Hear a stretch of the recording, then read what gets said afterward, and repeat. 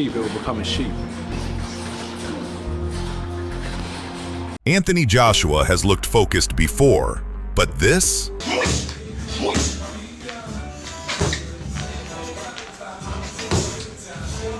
This version of AJ is different. Problems. That guy, he just has to touch you once. Shit's going down. He's so different than anybody else in the division. Like, he knocks everybody out. Everybody hits hard. They all hit hard. But that shit fucking down. dude hits hard. Leaked training clips are exploding online, showing the former heavyweight champion moving with a speed, sharpness, and aggression we haven't seen in years. Explosive combinations, rapid footwork, head movement that looks carved from old-school heavyweight tapes. Every punch echoing like a gunshot through the gym. And when Joe Rogan saw that footage, he didn't hold back. Rogan called Joshua terrifying. Not strong, not improved, terrifying. A word he reserves for fighters who look locked in, dangerous, and mentally dialed further than usual. Because after watching those clips, Rogan believes Jake Paul might have just talked himself into the most dangerous fight of his life. Rogan said the quiet part out loud. Jake Paul may have finally taken on a challenge he can't talk his way out of.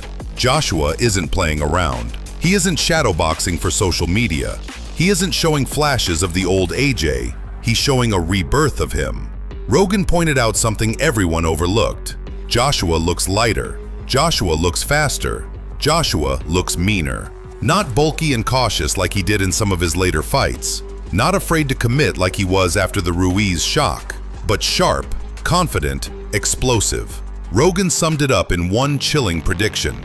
If Jake steps in the ring with that version of Joshua, it ends brutally and fast. But Rogan wasn't the only one sounding the alarm. Former heavyweight champion David Haye gave one of the most dramatic warnings of all. Are you confident it'll happen? I wasn't confident when I first heard about it. It sounds like one of those fairy tale fights that people talk about but don't actually get over the line. I heard this 3-4 months ago. I just dismissed it. I heard it a week ago. I went along with it, but deep down I thought this isn't going to happen. And today it's been made official. Jake Paul is going to get in a ring in a boxing match, boxing gloves, to mix it with one of the most dangerous heavyweights on the planet. Someone who is Olympic gold medalist, won the heavyweight championship twice. Although he lost his last fight against a very good Daniel Dubois, he's a top 10 heavyweight on the planet versus internet sensation, someone who's a latecomer to boxing and has boxed at a very moderate level. I'm talking domestic level, and he lost to Tommy Fury, for instance. And Tommy Fury, who he lost to, versus Anthony Joshua, they're two completely different sports. So I commend Jake Paul for putting himself in harm's way, because boxing is a dangerous game. People have died in the ring. People have been seriously injured, maimed, and... He said the matchup is a blatant mismatch, the kind of fight boxing commissions used to stop. And he went even further, saying, this could be Jake Paul's last day on earth, not as an insult, as a reality check. Because Haye knows what heavyweight power feels like. He knows what happens when a smaller man, with less experience, tries to handle a puncher with true championship pedigree. He believes in himself enough to do it on a massive scale, because it's not about the money. He's got enough money. This is him wanting to push the boundaries of reality. He's manifested an amazing life for himself. He's a superstar, and I think he wants to try and do the unthinkable. He wants to. It's an insane challenge he's put himself up for, but you've got to give him credit. You say an insane challenge. You described it before as Jake Paul being a cat versus Anthony Joshua's lion. Yeah. I mean, they're not equally matched on any sense, are they? There's not one element of their boxing skill set that Jake Paul can come 15-20% in regards to Anthony Joshua. He's a completely different specimen. Look, you'll see what it looks like when they stand next to each other. Then David Benavidez, one of boxing's most respected fighters, said something similar. I give 100% respect to Jake Paul, but that's a dangerous fight for him. He probably gets knocked out, and I'm not trying to be a hater. I'm not saying nothing bad, but Anthony Joshua is Anthony Joshua. He's multiple-time champion, Olympic gold medalist. You know what I mean? The last time somebody stepped in the ring with him that didn't have that much boxing experience was Ngannou, and you've seen what happened to him. But big respects to Jake Paul. It's gonna be a good card. It's a big fight. And So a good fight, man. I mean, I give 100% respect to Jake Paul for even taking that fight. Jake Paul is walking into a dangerous trap. Not because Jake is bad, not because Joshua is unbeatable, but because AJ is training with intensity that hasn't been seen in him since the early title days. A mentality designed not to outbox Jake Paul, but to hurt him. Also, we've got to consider, is AJ cashing out? Well, I did say a year ago when he got splattered by Daniel Dubois that he's finished now. He won't get that confidence back. He's not had any confidence, you know, in his head. No belief for a long time. And I don't think he can get back toward levels. There's a couple of new young guns now coming up and coming through. It's like a changing of the guard. And when Usyk retires, I don't know what Daniel Dubois is going to do next, but what Daniel Dubois did to him, then he went on and lost to Usyk. But there's a few new heavyweights coming through, Moses Atalma, just to mention one. And you wouldn't start putting AJ in with any of these young up-and-comers that can punch hard, because I just don't think he's got the chance, because the ambition and the desire is going to be gone. So AJ most definitely is cashing out, and you can't fault him. Fair play to him. He's going to get a massive payday, maximise his exit route by fighting fake. And then came Carl Froch, never known for holding his tongue. Froch criticized the fight completely. He believes this is about money, a cash grab, not legacy. But even Froch admitted, if Joshua takes Jake seriously, it's over early. And that's where the twist lies. Because the pressure of this fight, it isn't on Jake Paul. It's on Anthony Joshua. Easy fight because he can't box, he's useless. So it's risk reward, minimum risk, massive reward. So of course we'd fight Jake. No, but you say that, it's a big risk, Carl. Big risk. I'm not having that. Big risk. If you don't go and annihilate him in the first 30 seconds, it's fixed. Can you like, right, it's fixed? Oh, he's pulling him round? Yeah.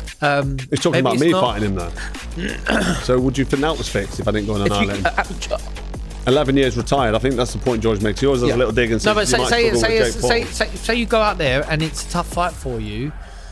You can say, well, what do you expect? I haven't boxed for 11 years. But then it's like, it's hard, isn't it? It's hard. Do you want that? Nobody thinks any less. You've got the best ending. Yeah, I've got to your career. Definitely. So, nobody thinks any less of Mike Tyson because he lost to Jake Paul. He was 58 years old. Yeah, exactly. So he's an hospital the week before. Listen, I've been retired 11 years, and I'd still go in there, in my opinion, and whoop him. I don't think it'd be hard at all. So listen, he won't fight me. Pretend he don't know who I am now for a start. So he's still. How can he not know who you are? Froch means business. How can he not know? If Joshua destroys Jake Paul, people say it was expected. If he looks slow, they say he's declined. If he struggles, they question his entire career. And if the fight goes the distance, his legacy takes a hit he can never scrub away. Jake Paul, Anthony Joshua, 50-50 fight. What do you make of that? Yeah, I just said in another interview, great if it is. I mean, if it is, then you've got no problem seeing it. But when AJ, I mean, decapitate's a strong word, but you know, when he renders Jake Paul unconscious like he did to Francis Ngannou, don't then say, oh well, it was Jake Paul. Do you know what I mean? I mean, when AJ beat Francis Ngannou, Ngannou just had a fight that could have gone either way with Tyson Fury. Then AJ poleaxed him and everyone just said he's just an MMA fighter. Do you know what I mean? Jake Paul's not Francis Ngannou. But as I said before, if you want to see Jake Paul exit the boxing world, that's why AJ's training looks terrifying. He isn't preparing for a regular fight. He's preparing like a man who refuses to be embarrassed. A man who refuses to let a YouTuber push him past round 3.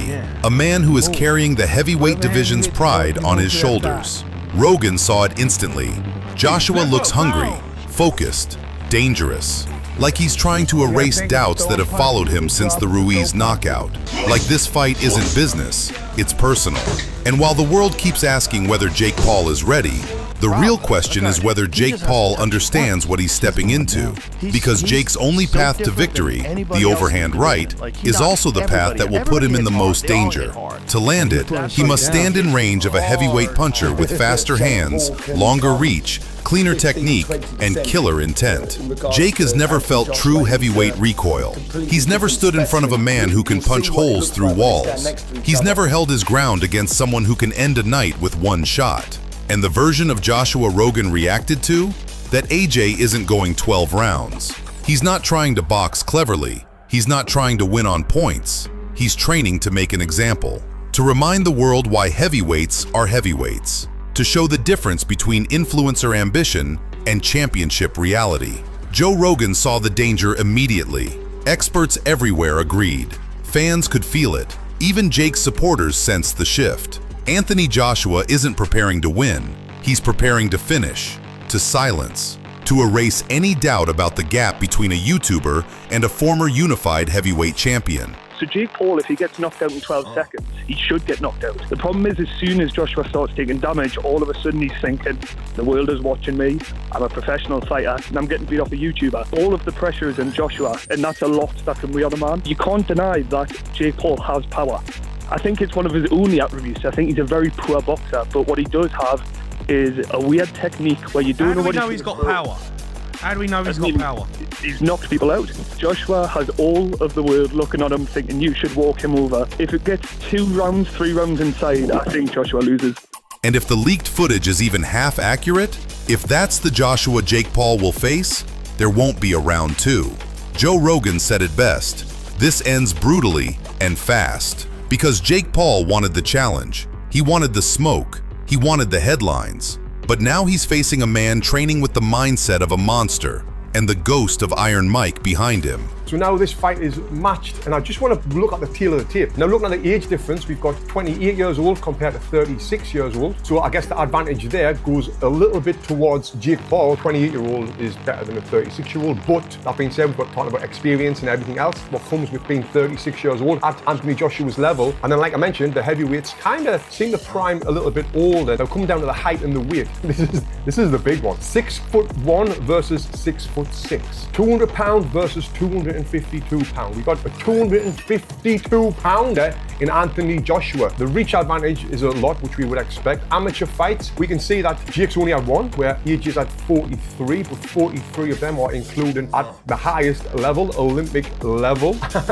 And yes, he won the Olympic bloody gold medal, if I don't need to remind you. Then the pro record, Jake Paul has had 13 fights, lost 1. Haye has had 28 fights and he's lost 4 with 25 KOs.